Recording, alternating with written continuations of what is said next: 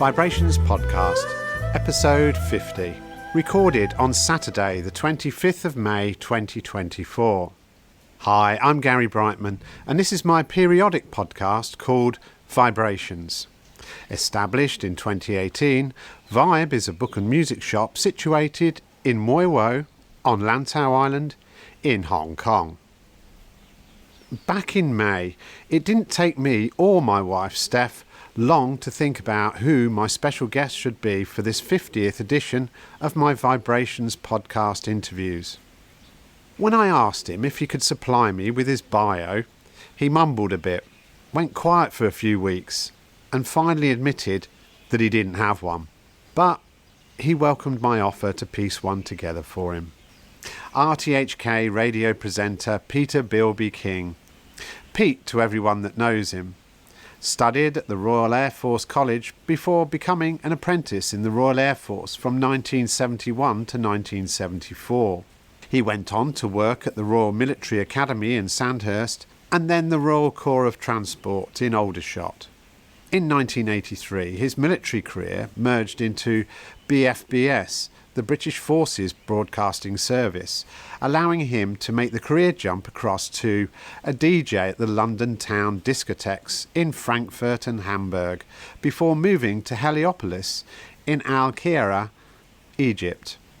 In 1985, he first arrived in Hong Kong and settled down in Sai Kung and started his first role at RTHK. 4 years later, he got the travel bug again and rejoined BFBS in Cyprus and then the Falkland Islands.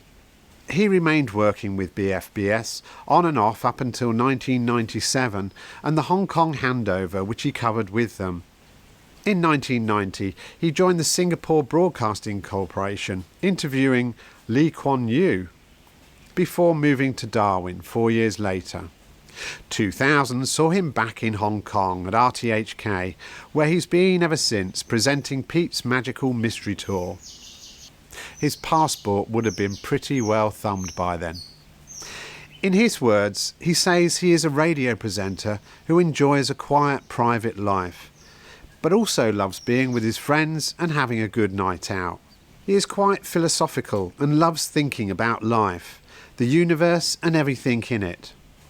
He's easy to get on with, but doesn't suffer fools gladly, of which he says he's met a few in his time. This interview was recorded on the 25th of May, 1 week after Vibe's 6th birthday, which he attended, and where he lit up the room with his impromptu charity auction for the water buffalo of Lantau. I didn't appreciate it at the time of asking Pete if I could interview him for the VIBErations podcast 50th special edition, that throughout his life he had refused pretty much all interviews, other than an interview he did with Anne-Marie Evans for the RTHK Heritage programme back in 2018. I couldn't find any other interviews. He asked me a number of times post-interview if I'd finished it yet, saying he knew he'd waffled on a bit and offering to re-record bits wherever necessary. The truth was, I knew it would take some editing and just hadn't got round to starting. After a lot of thought, I decided not to edit this one too much, but let it flow, as easy as it was to talk to him like an old mate down the pub, or in this case, at Vibe before opening time. So here is the unedited version, which my Jack Russell Eva also attended, along with Phil Whelan, whom Pete had introduced and mentored into RTHK 24 years ago. Right, shut up. We're going to do the recording. Okay. So the first question, as you know, one is, what's your favourite author or book? And then, what's your favourite musical artist? Well, I'll tell you my favourite. I've got lots of favourite authors. Shut up, right? I'm the boss here. Oh, sorry, mate. Right, you're okay. a typical bloody radio guy, aren't you? I know. Just filling holes, mate, with my voice. All right, so we're going to start. So, welcome to Vibe, Pete. Thank you very much. 6th birthday, wasn't it? It was last indeed. Weekend? Yeah, of which you attended. I did. I think I was here. I seem to remember some bits. I think you stole the show, mate. I think you stole I did the do show. a little bit, didn't I? You Yes. did do it, yeah. Got rid of some Vesta chow mein. comfort foods from the UK, and I got Phil Whelan to pay $400 for a box of cuppa soup. I mean, Gold. that's just a steal. You know, Yeah. the Buffaloes will be eternally grateful, I'm sure. And it's up there, actually. The chow mein, the Vesta chow mein. Oh yeah, don't forget where you come from. All right, so we're going to kick off, as we do, with 10 questions. Okay. First question, do you have a favourite book or authors? Well, you know, I guess it's like anybody. If you ask them, I mean, I can think of Enid Blyton when I was a kid. You know, she just totally blew me away with the Famous Five and the Secret Seven. And the thing that really did it for me was the Enchanted Woods series. I just fell in love with that, and the Faraway Tree and all that sort of stuff. But then as I got older, because I left school with nothing, not even a CSE, not even a school leaving certificate. And I don't know about you, you're probably quite learned, but people who do that, they never stop learning in life, picking up books, learning new things. So as I developed through it, I went into books like Richard Bach, for example, Bridge Across Forever and One, stories like that, because I just love books that play with your imagination. You know, that's what books are supposed to do, and some of them are a lot sharper than others. Then you've got Alvin Toffler, who did The Third Wave, which I got a lot of information and a lot of interest out of, and so true it is even today. And Lyle Watson. Okay. You ever heard of Lyle Watson? I'm going to have to look some of these up, actually, Pete. So he did a book that got him famous called Supernature. Ah, yes, I do. Then. And he looked at the construction of biological creatures from little shrimps with these amazingly well-formed eyes that's basically spectrographs. You know, they can just analyze colours. And he asked the question, why would this little shrimp need such detailed information? It's a forager, you know. So he looked at nature where it goes one step further than what you're actually used to. And he was a biologist. He's not alive anymore, I'm afraid to say, but he had a great voice if you ever did any interviews. He had a really calming voice. Okay. The Sven Hassel series, which was a series of books when I was in the army. So I have lots of favourites, but they would be some I'd definitely be sitting on a desert island with, for sure. Yeah. Okay. All right. So moving on, do you have a favourite musical artist or artists? Again, it depends on your mood. I mean, I can go from Pink Floyd to Dvorak. It depends how I feel, you know. Yeah. And the thing that I love, I do this thing on the show. It's a new feature. It's called a threesome. Okay. So if you want to join me for a threesome after midnight, just tune in.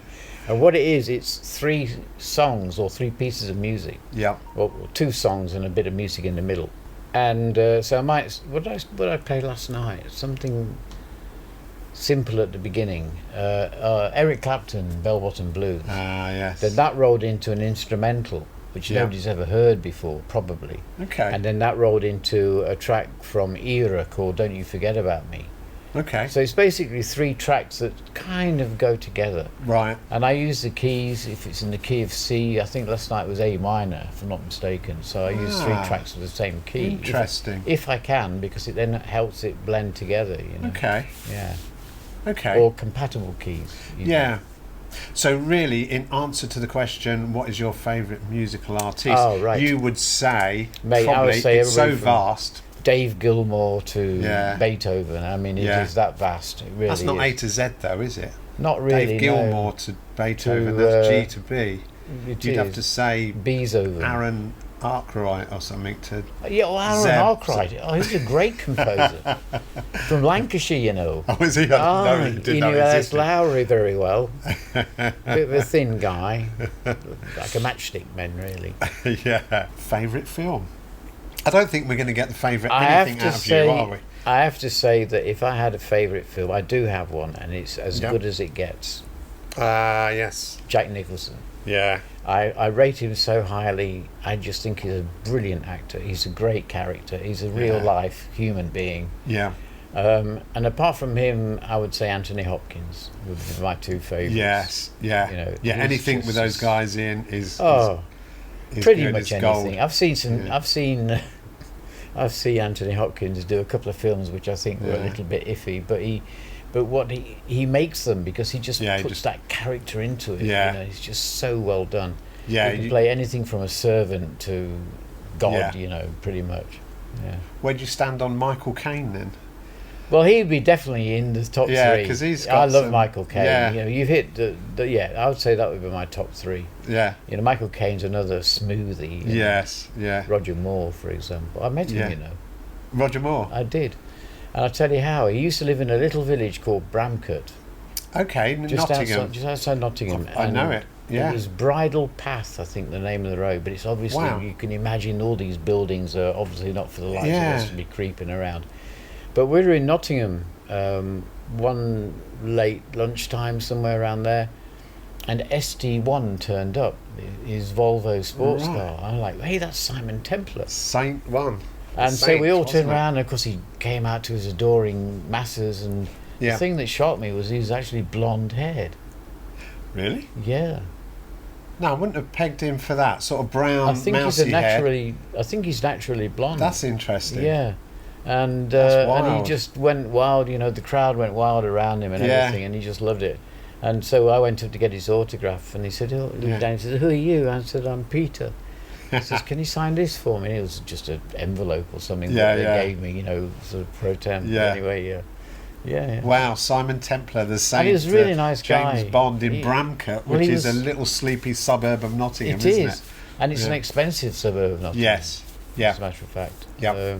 You've got money if you come from Bramcote. Yes. Aye. Aye. You won't be drinking it local pub. No way. Okay. Talking of drinks, so what do you have a favourite drink? Gary, mate, I got old very quickly in the past year, and prior to that, I'd drink pretty much anything if it's got alcohol in it. Yeah. But I've gone through periods where, for example, I worked in Cairo in a disco called Sinesta's, or Sinesta, the Sinesta Hotel, and the Sinbad's disco, and you weren't allowed to drink. You weren't allowed alcohol, but the barman, you do a deal with the barman, so he'd give you a glass of Coke, but it's got 3 scotches in it. So I work there, and I get maybe 6 of these, so that's 18 shots of whiskey every night. Jeez. And the day I was leaving, I sat on my bed and I said, right, maybe you're an alcoholic. I really didn't know, Yeah. because you just drink stuff like water, right? Yeah. And I said, okay, you don't drink. See how long you don't drink for. And I did it for 3 months. Didn't drink for 3 months, just to prove That's to myself that I wasn't an alcoholic. Yeah. Thank God you had the fortitude to. I've been very lucky. ask yourself that. I've played the course and I've tried all sorts of shit, and I've never been hooked on anything except probably ciggies, I would say. Yeah. Fair dues.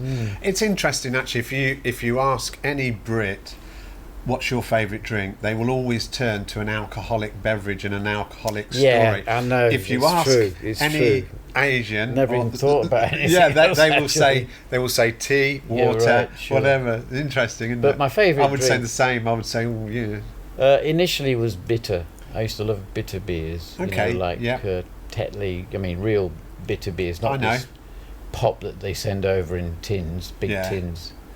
The draft Tetley. ones. Yeah. Even the draft, because it's got to travel and it's got to have so many preservatives in it, and it gets bounced around on the ship, assuming it comes by ship.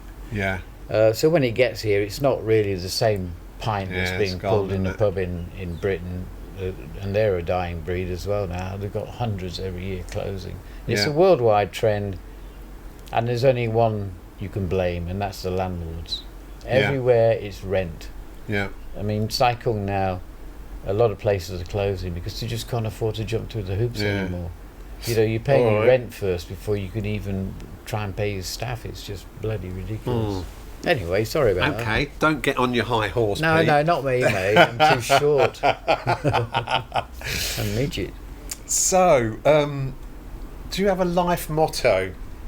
Bit grand, isn't it? Well, I don't have one. I do have one, but it wasn't given. It wasn't by me. It was given to me by my dad.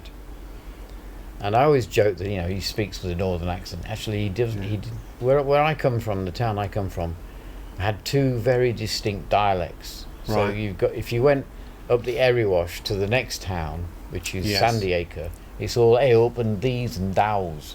Yes. Right, but my family came from a more southern part, Right. And so our English was a little bit different. Yeah. So for me, when I was in the company of my family, you had to speak a certain way. But when I was in the company of my mates, he's like, hey up lad, here, come out play.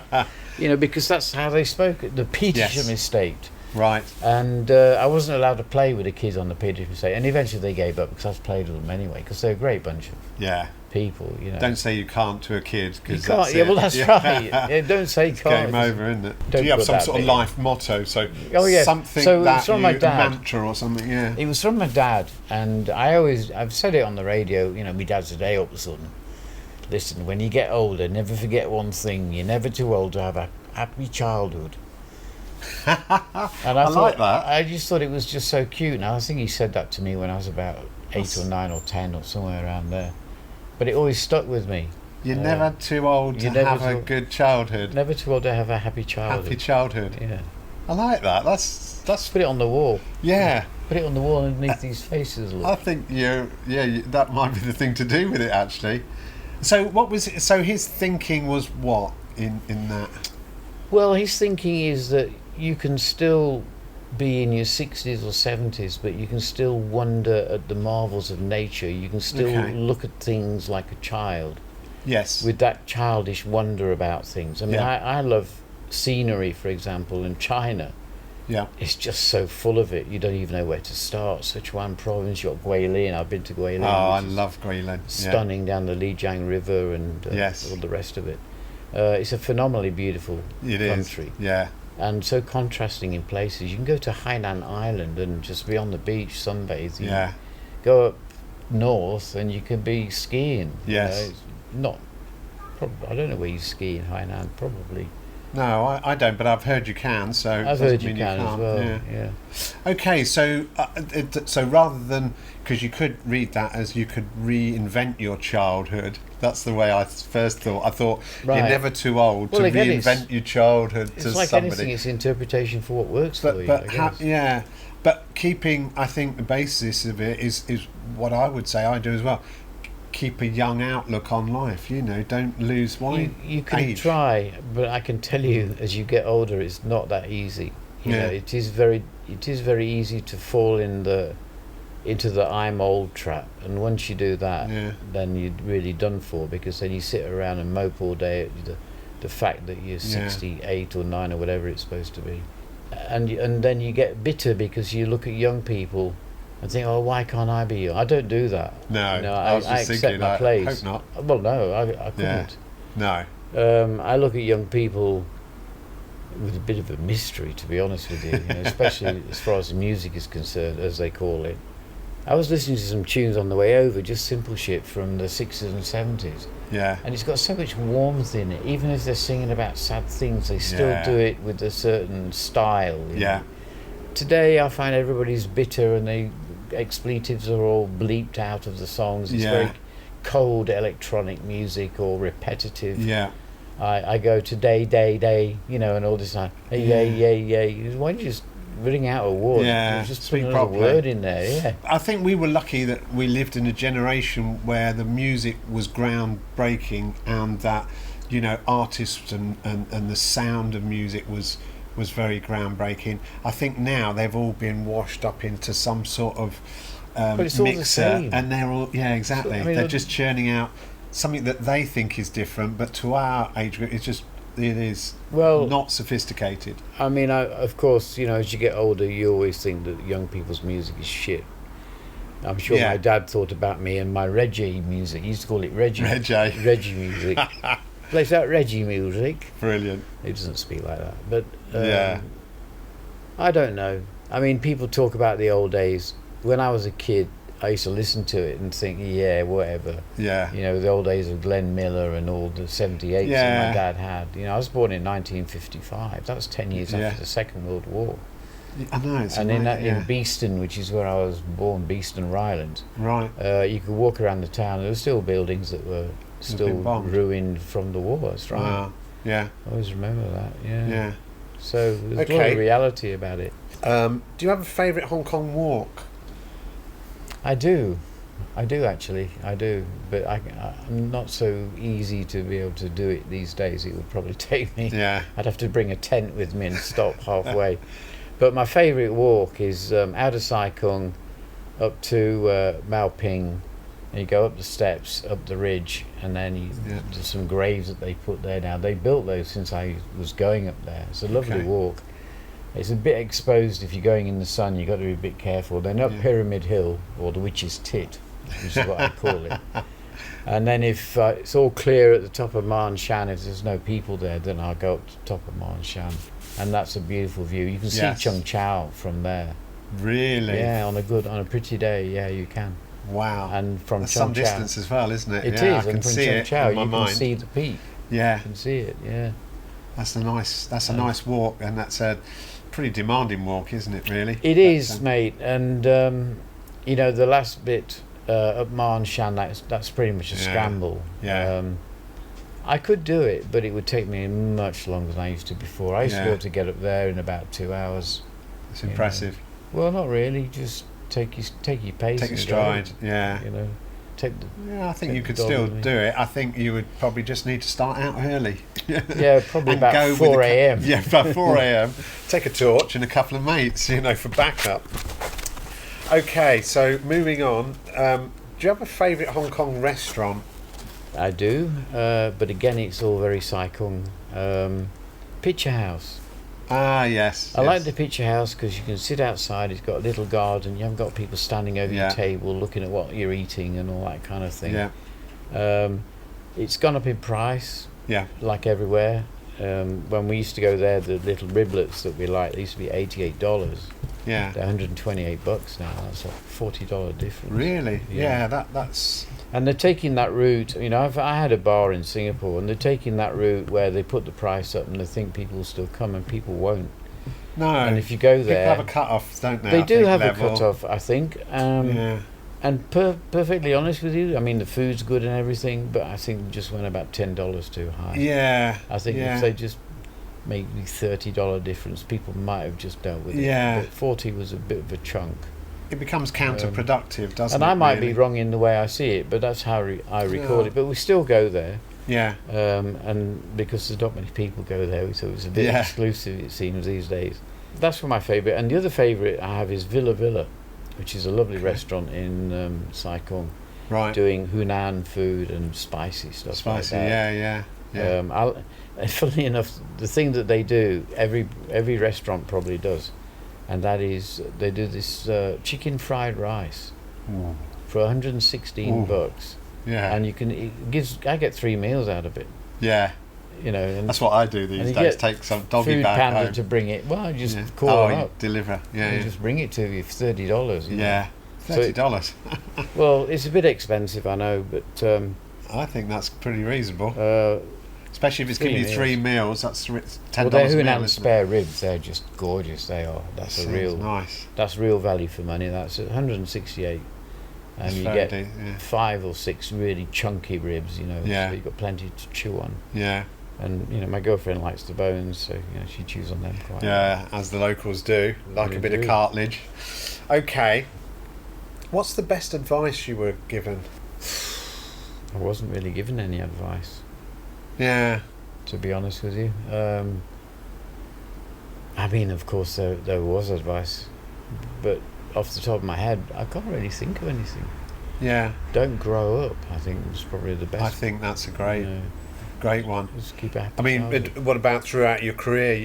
Going into your early years of broadcasting and things. Well, I did everything for myself. Yeah. You had to teach yourself editing, and in those days it was with a Chinograph pencil and tape. Yeah. And a splicer. I used to do this thing called the Hong Kong Scrapbook, where I used to go in the archives at RTHK and pull out all the year-enders and things like that. Brilliant. To match up the dates, this year in history kind of thing.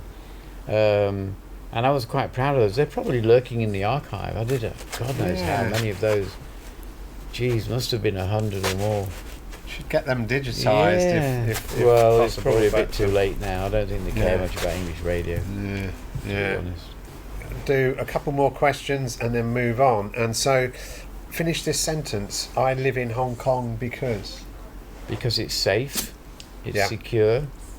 I like the way that they dealt with the rioters, and that's how I refer to them. I think it was totally set up by foreign forces. So, people are going to dispute my beliefs on that, but I have reason to believe that. Yeah. I follow a guy called Andy Borham on YouTube. Right. I watched his latest one last night. He listens to all the rhetoric and all the lies and all the misinformation that the US is putting out, and they are doing. Right. Particularly on things like electric vehicles. Yeah. Depriving the people of the country the opportunity to buy cheap, good quality vehicles. Right. They say that they're protecting their own interests. They're not. They're protecting their own monopolies.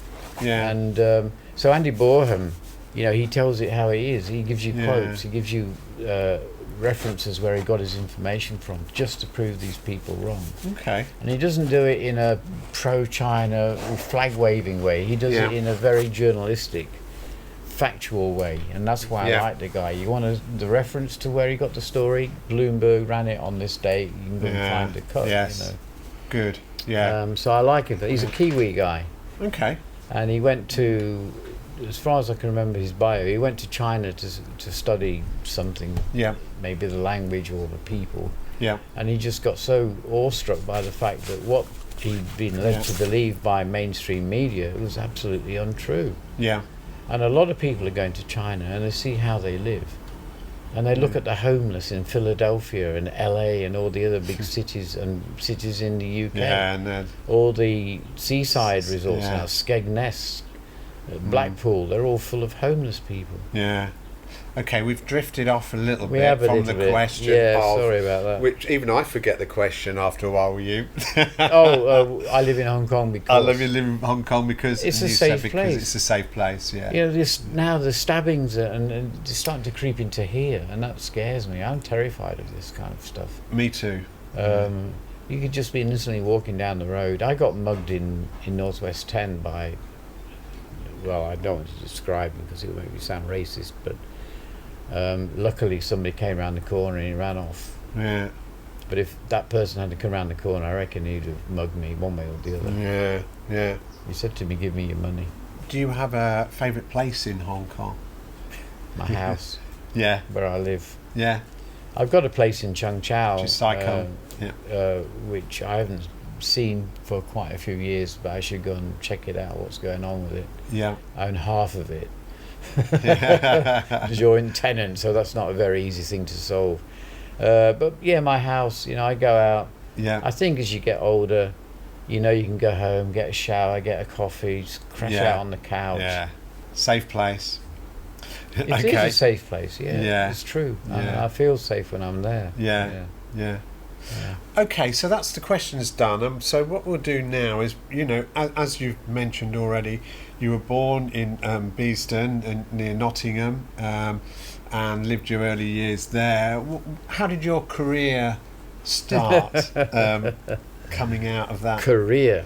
Yeah, or was it not? I was the town's worst thief. Everything was a target, from shops to people. I mean, I was terrible, actually. I mean, I'm not proud of it. But I was really bad. What was the question? So that was basically saying about your early career. And my early career. For that, we're just going to tick the box thief. Yeah, I was. Which is okay. I was a professional thief. Everybody's got to start somewhere. I built in primary school. I was mercilessly bullied. Right. I was chased from A to B and had to hide around corners and hide under cars and all sorts of shit. So when I went to secondary school, I said to myself, I'm not going through that. No. So I found all the biggest kids that were in my class, and I said, listen, I'll tell you what, if you're in my gang, I can get you some sweets. I can take you to a shop where they sell dinky cars. You can point out the car you want. I'll steal it for you. Yeah. And I built a gang of about 20 kids purely through doing that. I paid them off with my spoils.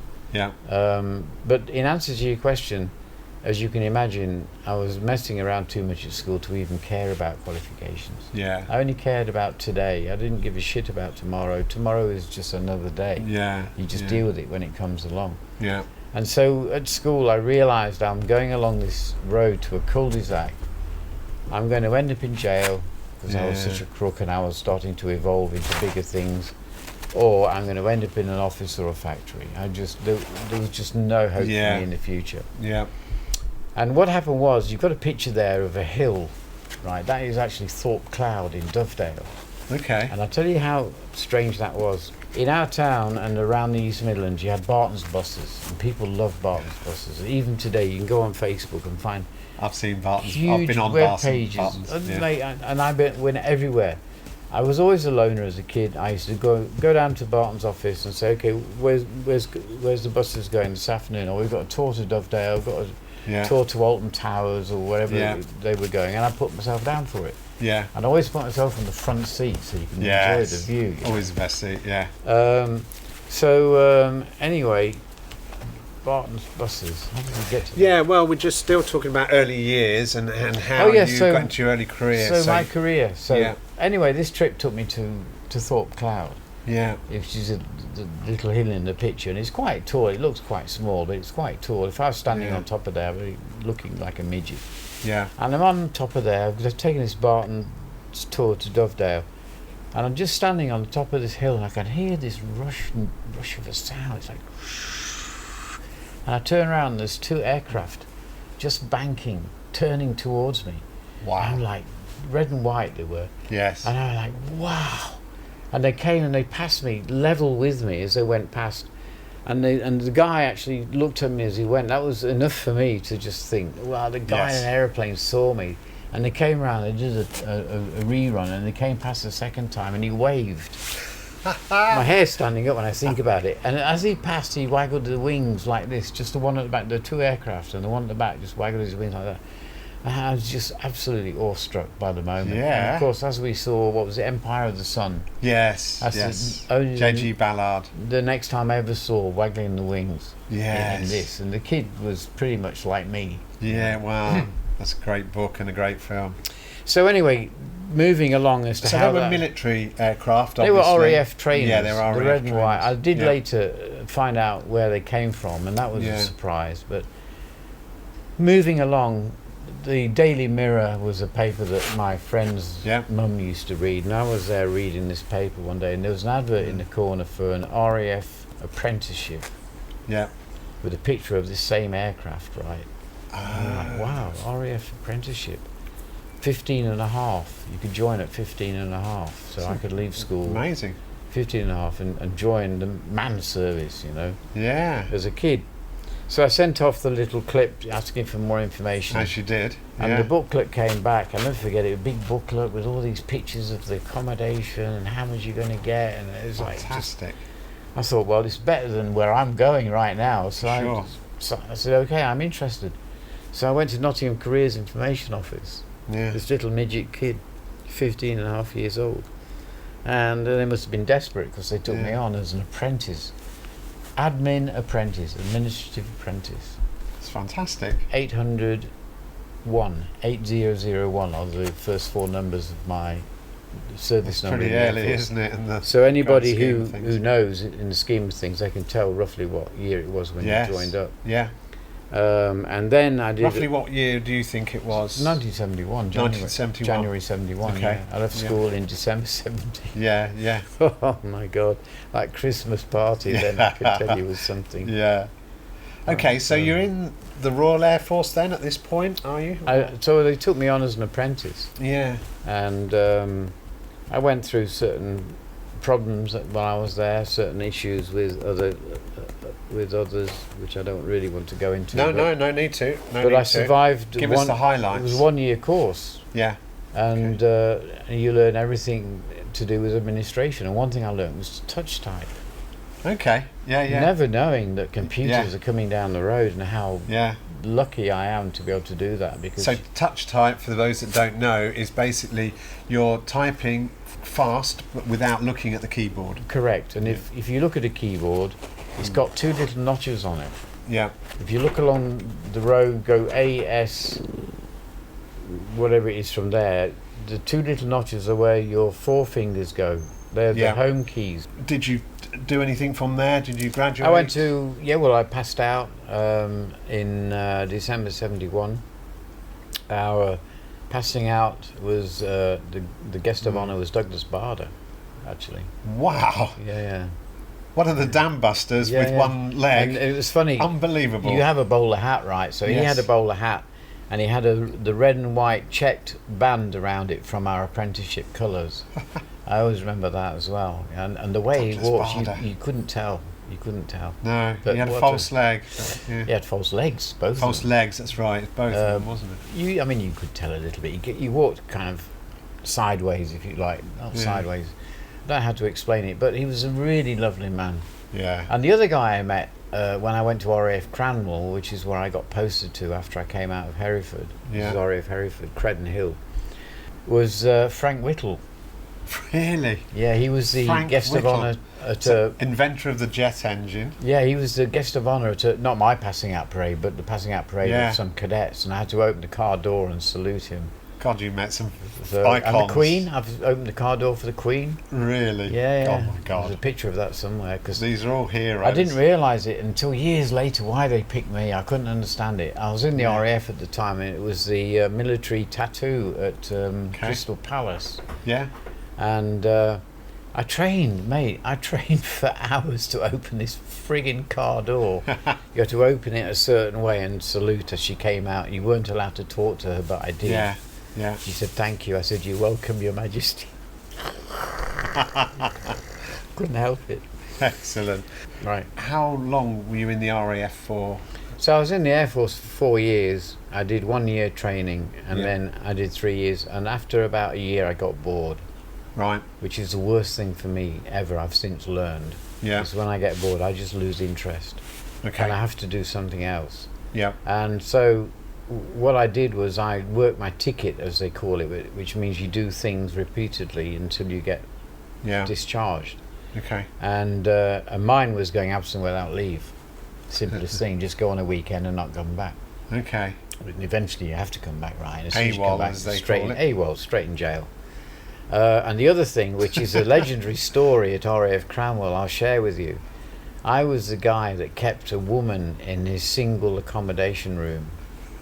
And her name was Diana. And she used to have to get up at 5 a.m. when everybody was asleep, so she'd go and use the washing and showering area. Yeah. And occasionally people would catch a glance of this woman. And I kept her in my room. She stayed in for about 2 months. That's incredibly cramped, I will say. Yeah, and females, it was a big no-no, I would imagine, on that. Well, it was, and I got away with it, and eventually I got caught. And so she had to go back to Upton on 7. Yeah. And I had to go to jail. I got jailed for 7 days. To go to jail, those words. And, okay. And when I had a Messerschmitt bubble car at the time. And we actually slept in it. You take the seat out, you could just sleep 2 people in, 2 small people. And that's a 3-wheel little 3-wheeler. fiberglass Oh mate, well, car it wasn't with a bubble sort of. It wasn't fiberglass. It was made in 1959, and it was pressed metal basically. I don't know what kind of metal it was. Some kind of alloy. Alloy. Yeah, but it was such a fun car. And so I got jailed for a week, and when I came out, somebody put a brick through the windscreen. I paid 55 quid for it, and it came with a manual. It was pristine when I bought it. I ran it into the ground, and this guy, who may or may not have been the person that put the brick through the window, offered me 35 quid for it, and I took it. I know, it breaks my heart. Yeah, 336 WRP or WRP 336. I can't remember which way round it was. Yeah. Never seen it since. Okay, so you kind of, as you say, worked your ticket to get out, which basically meant going AWOL quite a lot, being a naughty boy. Yeah. Eventually, I guess after 4 years, they discharge you. So what happened was, I did this for about a year and a half, and then Wing Commander Nicol, he called me into the office. Oh, sorry. He called me into the office, and he said, "You don't want to be in the Royal Air Force anymore, do you?" And I said, "No." He just signed me out, and it's called QR 607 clause 22B, service is no longer required. And I was a civvy for a year, doing all sorts of strange jobs, and then I joined the army. Right. Excellent. Okay. All right, so then fast forward, how did you start your radio career?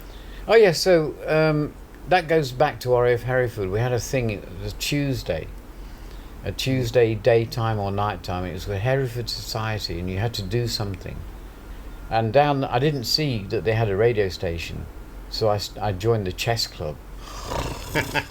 Oh my God, is there something that'll send me to sleep is chess. I know that people are going to say, oh, you've never played properly or something like that. And I know it's an intriguing game, and I have watched people play it. Yes, but The Queen's Gambit. The Queen's Gambit. That was a great film. Yeah, it was I fantastic loved that, series, wasn't it? Okay, yeah. So there you are, you're joining a club, and then Radio Hereford. So I joined the chess club, and then one evening I'm looking down this list, and it said HBS, Hereford Broadcasting Service. No, Hereford Broadcasting Society.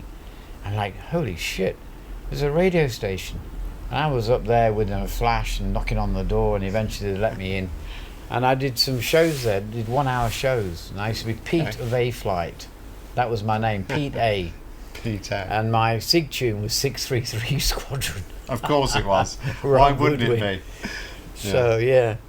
So that's where I started my radio career, and I was 15 and a half then. That was 1971. Okay, yeah. But it was very short-lived, only for the duration of Hereford.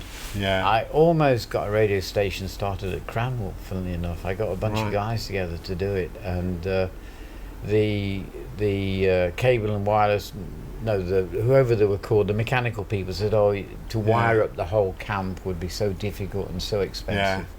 And eventually it didn't come to fruition. We actually had a building for this radio station and everything. So you get into Radio Hereford, you start broadcasting a 1 hour show every day or every week? I did it whenever I could get a show. If somebody couldn't turn up for some reason, I would do their show. Yeah. So I was a real slut. Yeah. If there was anything going, I wanted to do it. And you were available. And the funny thing is, that's where I learnt to do intros of songs. Okay. And I think that really helps to stitch a program together. If you're talking and you roll it with the music underneath, people know the intro is only so long, so you're going to shut up and let the song play. Yeah. And that's where I learnt to do intros.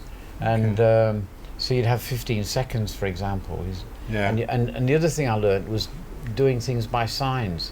So this would mean mixing the two songs together at half level, so you can talk over and this would mean obviously fade, and this would mean bring it up, and so we didn't have intercom, so I had to learn all these old style radio things, and editing, things like that. So I learned all that very young.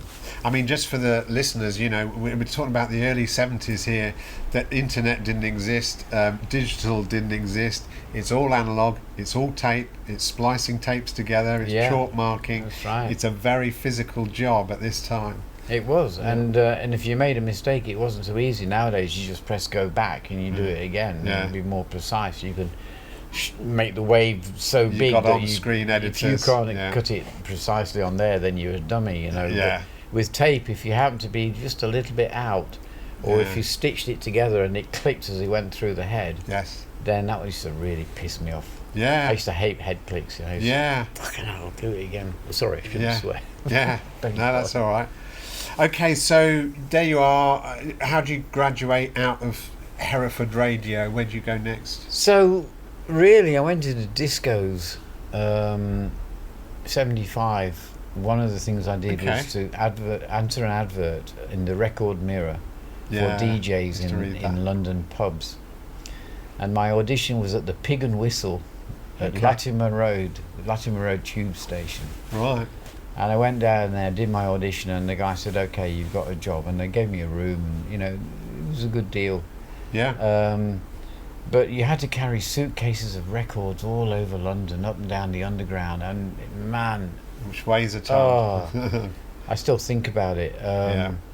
But it was fun in many ways, and it was quite scary in others. You go to some of the pubs in the East End, for example, if they didn't like your music, they used to throw pint pots at you.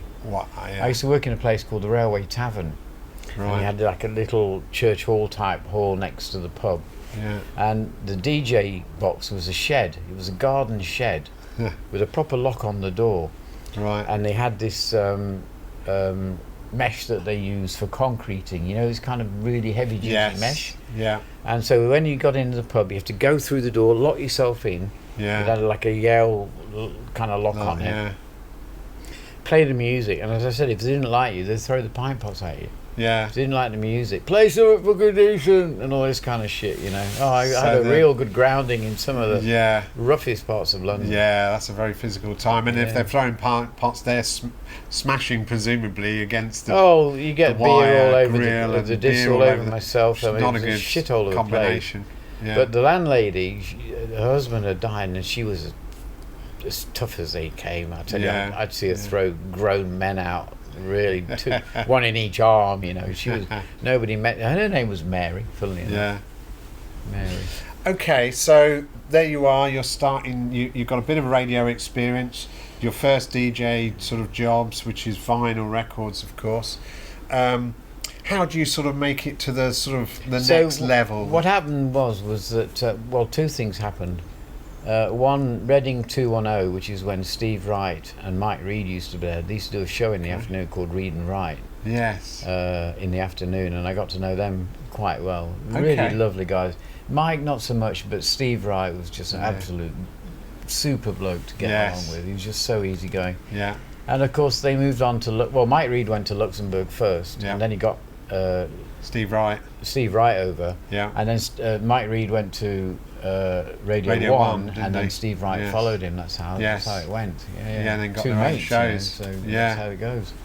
Yeah. And so how that happened was that Rainbow Discotheques in Northwest 10, which is who I was working for, they got a contract. They would Reading 210 were doing some outside broadcasts, but they were also doing times when there was no presenter, so they wanted people to come and play the music on their Radio 210 set.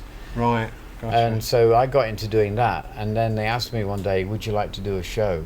And I said, like very much to do a show. I did 2 Sunday shows for them. Yeah. And that was all I did. But I did a lot of gear operation, particularly on the OBs, and this contract ran through the summer. It was a really good contract. Yeah. So that was one way I kind of edged myself into a little bit, but where I got more was Radio Trent in Nottingham. I ended up going back to Nottingham and working for discos around Nottingham. Right. Yeah. And that would be, are we up to the 1980s at this point? That would be the 80s, pretty much. And how I started to travel, again, I've been an opportunist. There are a lot of things in my life where an opportunity came, and I took it. And in doing so, maybe threw an even better opportunity behind me. Yeah. I've lost a lot of good opportunities, but on this occasion, I was sitting in the office at Rainbow Discos reading the Club Mirror, you know, the industry magazine for the F&B trade. Right. And they're advertising the DJ of the Year contest. Club Mirror and Guinness were sponsoring this. Yeah. And I'm thinking well, nothing else better to do, sit in this office, I'll do a tape and send it in. So I got audition. Brilliant. And I did the heats, I got through the heats, and I did the finals at Camden Palace. Love it. And it was the last 11. It wasn't 10 for some reason. It was 11. So whether somebody got in, mates or whatever, but it was the last 11. And my set included "Beat It" by Michael Jackson, which wasn't being played that much at the time. Okay, great song. It is a great song, but it's got to dance to it. It's very difficult. It starts off in a very strange beat, and then once it kicks off, of course, then it really goes right. Yeah. And I got all these offers, and mostly around the UK, and I didn't want to work in the UK anymore. And this guy came to me and he said, would you like to work in Hamburg? Okay. And it was a company called London Town Discotheques. I said, yeah, okay. So I went to Hamburg, 83. Right. And then from Hamburg I went to Dubai. Right, okay. I did more radio in Dubai, 91 point something or other. Yeah. And then from Dubai I went back to London, then I went to Cairo. Right. Then I went to Singapore. Yeah. And I came to Hong Kong in 85. Okay. That's how I got here. And each time you were in those different countries hopping around, you were in a role of DJ or... DJ. DJ basically. For the same company or different companies on each occasion? Well, believe it or not, there were 2 London Town Discos. There's one based in America, which is the first one I worked for. And they were absolute bastards, quite frankly. To pay you, they sent you a cheque. Then the cheque had to physically go back to a bank in Germany, be physically seen and authenticated, stamp it, send it back to the bank here, the Commerce Bank in Hamburg, and then I get paid. And the whole process took about 2 months. And so I was really struggling. I was eating off the breakfast trays they leave outside the room. Yes. I was eating the rolls and the jam and the butter off the breakfast trays just to get by. It's crazy. It was crazy. Yeah. And then the second London Discotheques came to find me. Yeah. And they said, "How you like to work in Dubai?" Okay. So I went to the Ramada Hotel in Dubai. I worked in the Black Gold Club, it was called. Okay. Yeah. Okay, so then what precipitated your move to Hong Kong? Why Hong Kong? What happened was that I had a girlfriend at the time. I met her in Dubai, Lisa, and she's a Singaporean. Right. And I was really the blue-eyed, innocent. I don't know how you would describe me, but she had these pink cheeks, and I thought they were naturally sort of pink, but of course it was makeup she put on, right? So I was really coming from the back of beyond with this. Yeah. And so she found me quite cute because I was just so rustic, you know. Yeah. And so she and I got together, and she had a contract. She was working for a company called Federal Singapore, and they supplied the oil field industry. They could get stuff there within 24 hours. Right. So it was expensive, but you know, it got the job done. Yeah, reactive. And she used to go around with brown envelopes. I used to see bags of brown envelopes full of money. They were all bribes for the purchasing managers. Right. I shouldn't be telling you this, but anyway, so she had to leave because she got caught with me as her boyfriend, and she wasn't allowed to have any relationships in Dubai. Okay. So they cancelled the contract and sent her back to Singapore. Right. Because in Dubai you can't be with a woman unless you're actually married. Okay. And she was living in my room in the Ramada. Okay. And the F&B manager was next door, so that was a little bit awkward. Yes, yeah. So what about Hong Kong? Where does that figure? How do you So get what there? happened was that I went to look for her in Singapore. Yeah. And when I was there, I discovered there's a Juliana's office. Right. Juliana Discos in Singapore. So I thought, why, I'd go and see them. And they liked me a lot, and I did some auditions for them, and so they put me in all their clubs around Singapore while they applied for a work visa. Excellent. And they kept this work visa thing going. You could appeal thereafter, and I stayed about 3, 4, maybe 4 or 5 months, something like that. Yeah. And eventually the immigration said, no, now he's got to leave the country. Right. And I wasn't, it wasn't black marked or anything. I just had to leave the country. Yeah. You can't get a work visa, so piss off. Yeah. So Juliana said to me, I'll tell you what we'll do, because we like you. We'll send you to Hong Kong. You can be the head DJ at a place called Hot Gossip. Okay. But the woman who runs the place, the general manager there, she's a real cow. She'll probably take you for a month and then fire you. Right. So don't worry about it. If you've got another place in Kuala Lumpur you can go to. So they have places all over the region, in Indonesia and everywhere. Quite forward thinking. So I came to Hong Kong and I met this barber group, and she actually liked me. Yeah. So I ended up staying. And while I was staying, listening to the radio and the people who were on it, I met some of the radio people, like John Culkin, for example, and the first radio guys I met. And I expressed my interest in working for Radio 3, doing the overnight. Right. This is sort of early 80s now, isn't it? This is 85. 85. 85, okay. Yeah. And I started working for them, I think it was October that year. Right. I did start doing my overnight shows. Okay. Yeah. And there you are, sort of 40 years later. 40 years, almost 40 years. Yeah, I mean, I have to say they've been very kind to me. Yeah. Yeah. That's a lie, Pete. They've kept me employed. Yes. And so therefore they've been very kind to me. Yes. I can't fault it. Yeah. The circumstances and the conditions are a different story, but yes. I love what I do. I love the imaginary people that I talk to every night. Yes. Yes.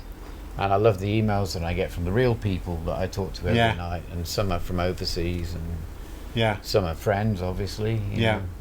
So what's your programme called, and when's it on? So it's Pete's Magical Mystery Tour, and it's from 10 p.m. to 1 a.m. Okay. And it's a strange little mix, some people might say. So the first hour starts off fairly beefy, unless Monday's a little bit quieter because people have had a weekend, and Friday's a little noisy.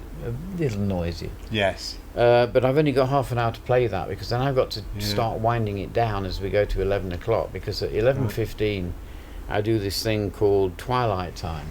Okay. And the reason why I do it is twofold. One, it's a nod to Uncle Ray. Right. You know, Uncle Ray used to play this music. I know Yes. there are people out there that loved the music he played. I play a lot of local artists as well from the past. Yeah. Because I think they should be played. I think you should keep the memories of how the music scene was here in Hong Kong. Yeah. And this is with Uncle Ray. And Uncle Quahirah. Ray, well, he created Yeah. the English music scene. Yes. It was down to him, and you Yeah. can trace it all the way back. And you know, talk to Albert Au, you can talk to Yeah. Sam Hoy, and all these other people, Yeah. Joe Junior, and all that, and they will all say Uncle Ray was the man. instrumental in creating this. Because back in those days, he was head of English radio, well, English radio programming at least. Yes. I don't know what his title was. And the second reason why I play these songs is because we have 15 minutes of news. Yes. Right, now if you can listen to 15 minutes of news of any denomination, you know, from anywhere, Yes. then you are not a rock and roller. You're not waiting for Metallica. Yes. Right. Yes. And so therefore I think that 45 minutes of music, it fits in with that time slot and Right. those kind of people that I imagine Yeah. will be listening. And then Yeah. after midnight, I've got to go back to a more commercial Yeah. playlist. Yes. So between 11:15 and midnight is Glenn Miller and Frank Sinatra, Connie Francis, all this, Julie London, Right. Kathy Kirby, Classic stuff. classic stuff. From your childhood, probably more than mine, but Well, with yeah. all respect. But Well, yeah, probably. I mean, as I said, I was born 10 years after the Second World War. yeah. Yeah. And there were still things to see in Nottingham, still in existence. The Yeah. reality of war. Yeah. You see a house with the front just standing and the rest Bombed of it's just out or bombed whatever. out. You Yeah. know, you see bits of people's bedding and furniture and it's Yeah. still hanging precariously off the next floor or It's something. horrendous. So Yeah. so here we are. We're back. We're in Hong Kong. You've been running for sort of 40 years, nearly 40 years Yeah. on radio. You're one Yeah. of the longest running DJs on RTHK nowadays. Mate, I don't know. I don't think about it. I mean, I've always thought No. it was Uncle Ray, but unfortunately he's Well, it passed was. on. Yeah. I probably am. Yeah, you probably are now, am. yeah. Nobody else is alive. Yes. Yeah. And where all do you died see off. it? Where do you see it going from here? I honestly don't know. I'm on a contract where there's no security whatsoever Yeah. from one day to the next, quite Yeah. frankly. But I've been lucky to be still employed all the way through this time. So I just hope it continues. That's all I Yes. can do, Yeah.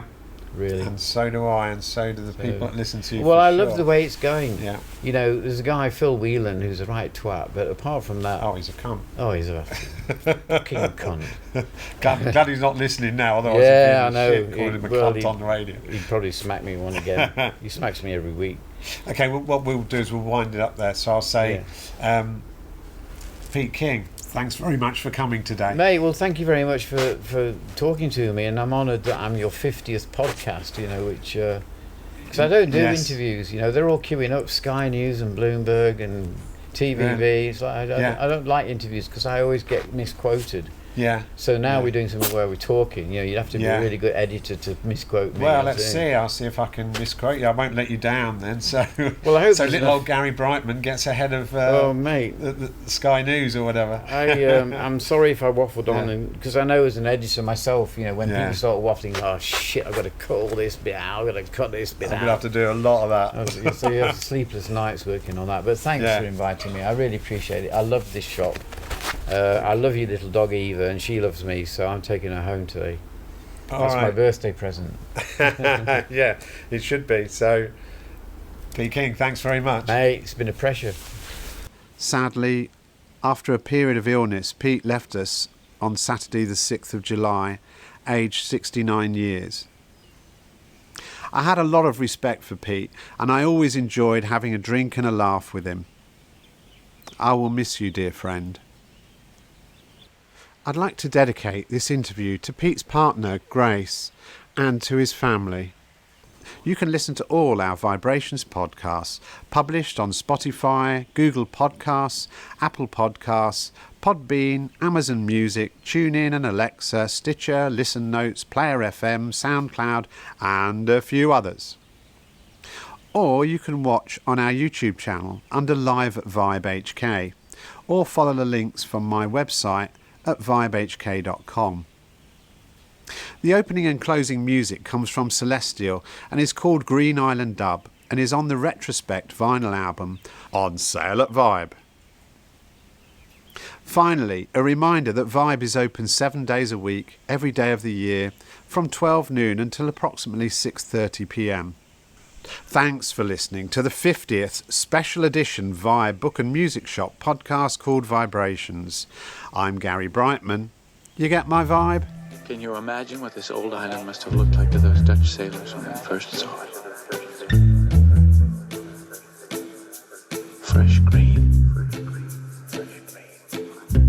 Like a dream of a new world. They must have held their breath. Afraid it would disappear before they could touch it.